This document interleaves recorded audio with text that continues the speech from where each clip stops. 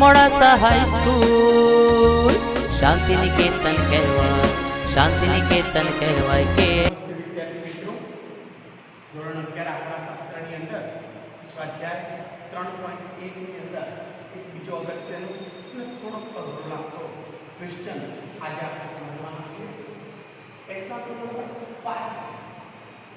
હવે આ દાખલાની અંદર તમને વર્ગ સ્વરૂપેથી બેસીતું માહિતી આપેલી માહિતી શાના વિશેની માહિતી છે?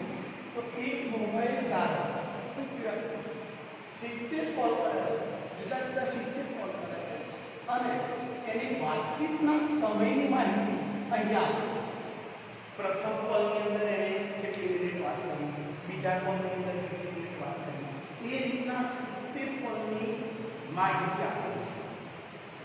હવે આ માહિતી આ સ્વરૂપે છે.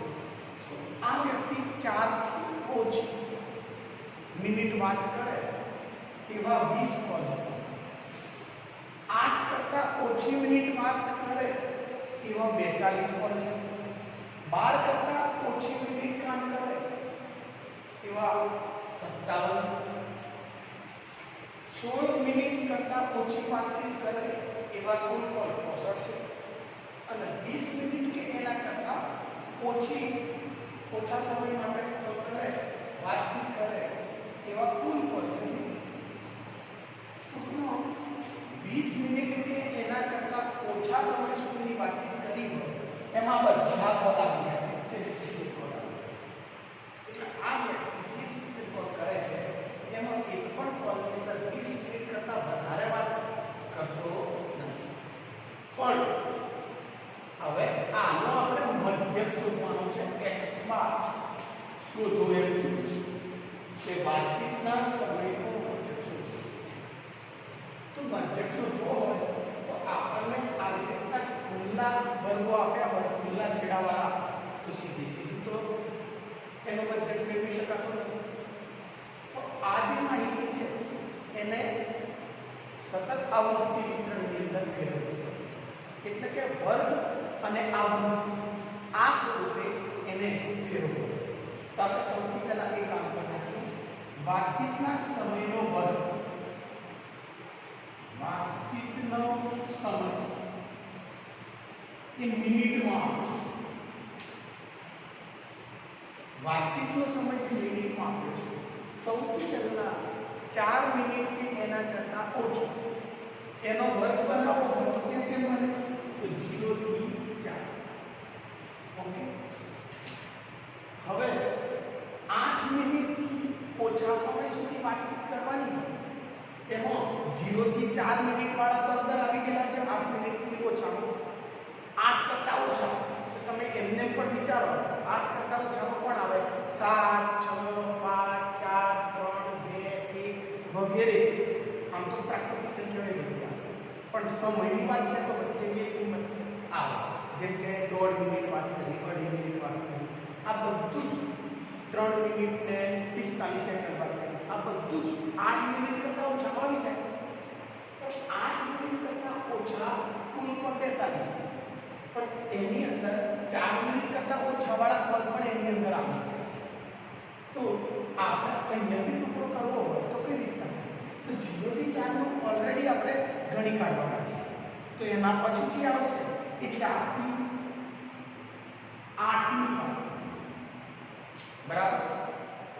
4 થી 8 મિનિટ સુધીમાં જે વાતચીત થઈ એ બધા જ કોલની સંખ્યા અહીં આવશે.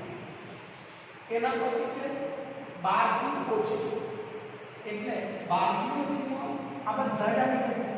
0 થી લઈને 12 સુધીના બધા જ કોલ 57 છે, પણ આપણે 0 થી 4 ના અલગ કરીશું, 4 થી 8 ના અલગ કરીશું. હવે 12 મિનિટ સુધી લખવું હોય તો ત્રીજો વર્ગ કયો લખાય? તો 8 થી 12 બરાબર છે. આ 8 થી 12 પતી ગયું. પછી 16 થી ઓછી મિનિટ વાળું છે. 16 કે 16 કરતા ઓછી મિનિટ વાતચીત કરી હોય એમાં કુલ કોલ 65 છે, પણ એમાં આ બધા આવી જાય 0 થી લઈને 16 સુધીના બધા છે. એમાં આપણે 3 ભાગમાં તો અલગ કરી દીધા, 0 થી 4, 4 થી 8, 8 થી 12. તો હવે આના માટે લખીશું એ જ રીતે આનું લખીશું 20 મિનિટ કરતા ઓછા કેટલા છે બરાબર તો એના અંદર શું આવશે તો 16 થી 20 તો આ જે માહિતી ખુલ્લા છેડા સ્વરૂપે આપેલી હતી એને આપણે વર્ગોમાં ફેરવી ઓકે વર્ગ આપેલા છે અને આ કોલની સંખ્યા છે કોલની સંખ્યા એને આપણે આવૃત્તિ કહીએ છીએ એટલે શું છે એ આવૃત્તિ 20 42 પછી 57 પણ આ ડાયરેક્ટ ના લખાય ઓકે ફરીથી આપણે ઘણી વખત આપણે કેવી ટેવ પડેલું હોય કે વર્ગ અને આવૃત્તિ આપેલી હોય તો વર્ગો લખાઈ ગયા પછી આ બધી આવૃત્તિ લખાય પણ આ એક્ઝામ્પલ ની અંદર કરું છું કે આ રીતના ખુલ્લા છેડા આપ્યા છે એને આપણે વર્ગોમાં વિભાજિત કર્યા હવે ખાસ ધ્યાન રાખો વર્ગ પરથી જ્યારે આવૃત્તિ લખવાની હોય તો અહીંયા સીધા વર્ગો નહોતા એટલે આવૃત્તિ લખવામાં થોડું ધ્યાન રાખવું છે શું તો 4 કરતા ઓછી મિનિટ વાતચીત કરી હોય એવા 20 કોલ છે તો 0 થી 4 માં આવી જશે બધા પણ 8 કરતા ઓછી મિનિટ વાત કર્યા હોય એમાં 42 કોલ છે એમાં 0 થી 4 વાળા પણ આવી જાય તો હવે આપણે 4 થી 8 મિનિટ વાળા લેવા હોય તો અગાઉના લેવા પડે નહીં એને દૂર કરવા એટલે 42 ઓછા 20 એટલે કેટલા મળે 22 એટલે 4 થી 8 મિનિટ વાતચીત કરી હોય એવા કોલ કેટલા 22 8 કરતા ઓછા 42 તો થાય છે તો જો 20 અને 22 નો સરવાળો 42 થઈ ગયો ઓકે હવે 12 કરતા ઓછી મિનિટ વાત કરી એવા કુલ 57 છે તો આ 57 કોલ 12 કરતા ઓછી મિનિટ વાત એમાંથી આપણે 8 થી 12 મિનિટ વાળા શોધવા છે તો 0 થી 8 વાળા ટોટલ 42 હતા અને 12 મિનિટ સુધીના ટોટલ 57 હતા તો 57 માંથી આ 8 મિનિટ વાળા બાદ કરવાના એટલે 57 ઓછા 42 કરો તો આપણને 8 થી 12 મિનિટ વાતચીત કરી હોય એવા કોલની સંખ્યા મળે તો 7 ઓછા 2 5 5 ઓછા 4 1 15 એ જ રીતે આપણે આગળ વિચારીએ તો 16 થી ઓછી 65 છે એમાં 12 થી ઓછી મિનિટ વાળા 57 છે આપણે 12 થી 16 જોઈએ છે તો 65 માંથી 57 બાદ 3 5 8 એટલે 0 8 અને છેલ્લે 20 મિનિટ કે એના કરતા ઓછા કુલ કોલ 70 છે એ 70 છે 16 થી 20 વાળા શોધવા છે તો 70 પરથી આ 16 થી ઓછા વાળા બાદ કરો 70 ઓછા 65 એટલે 5 બોલો ખ્યાલ આવી ગયો તો આ રીતે ખુલ્લા છેડા આપેલા હતા એને વર્ગોમાં ફેરવ્યા અને જે ભેગો સરવાળા સ્વરૂપે કોલની સંખ્યા આપેલી હતી એને વર્ગ મુજબ આપણે વિભાજિત કરી આ કુલ કોલની સંખ્યા તમારે ચકાસણી કરવી સરવાળો કરી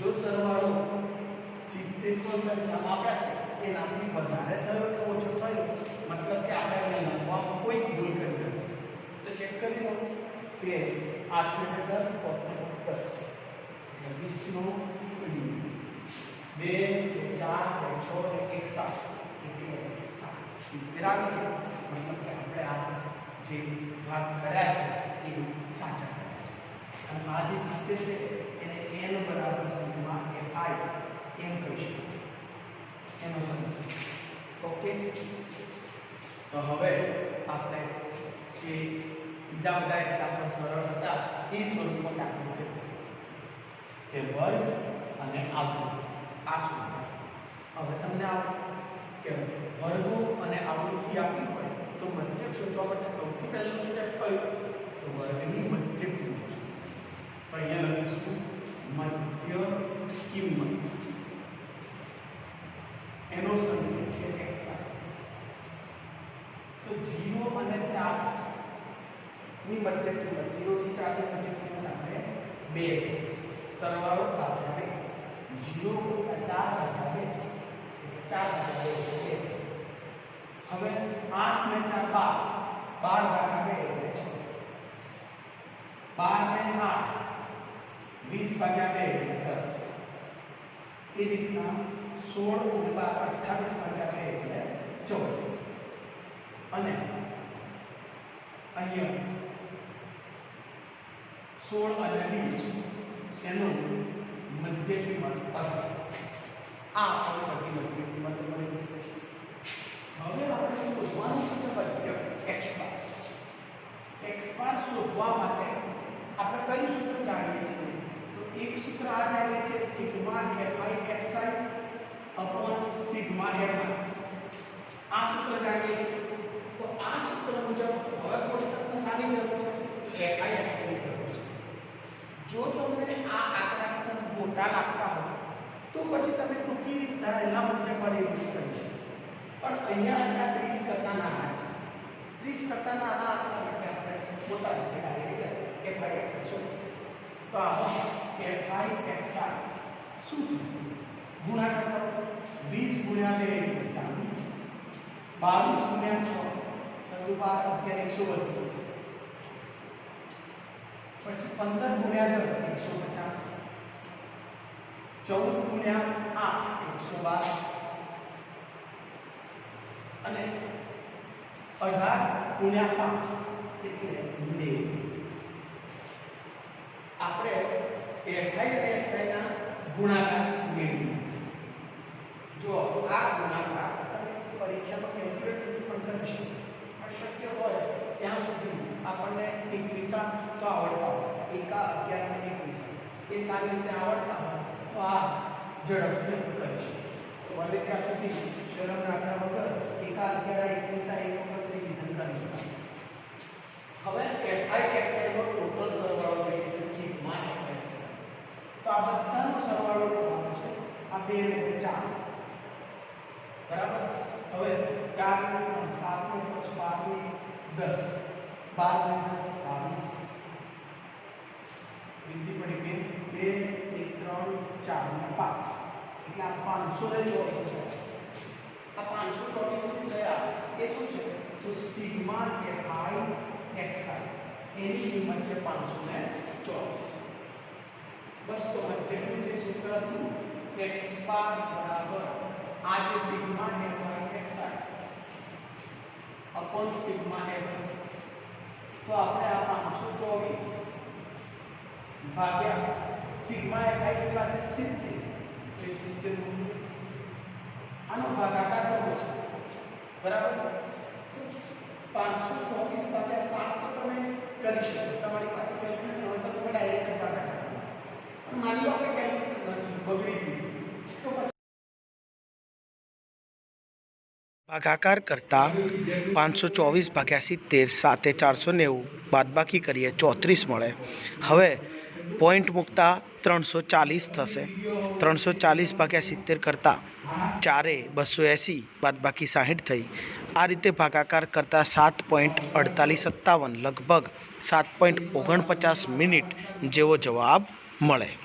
આ આપણે સાદા ભાગાકારની રીતે પણ કરી શકીએ, કેલ્ક્યુલેટર ન હોય તો પણ. વિદ્યાર્થી મિત્રો, આ રીતે તમને જે કંઈ પણ એક્ઝામ્પલમાં ડિફિકલ્ટી લાગે તમે મને પર્સનલી વોટ્સઅપ કરી અને જાણ કરશો તો અન્ય વિડીયો બનાવી શીખવાડીશું. Thank you.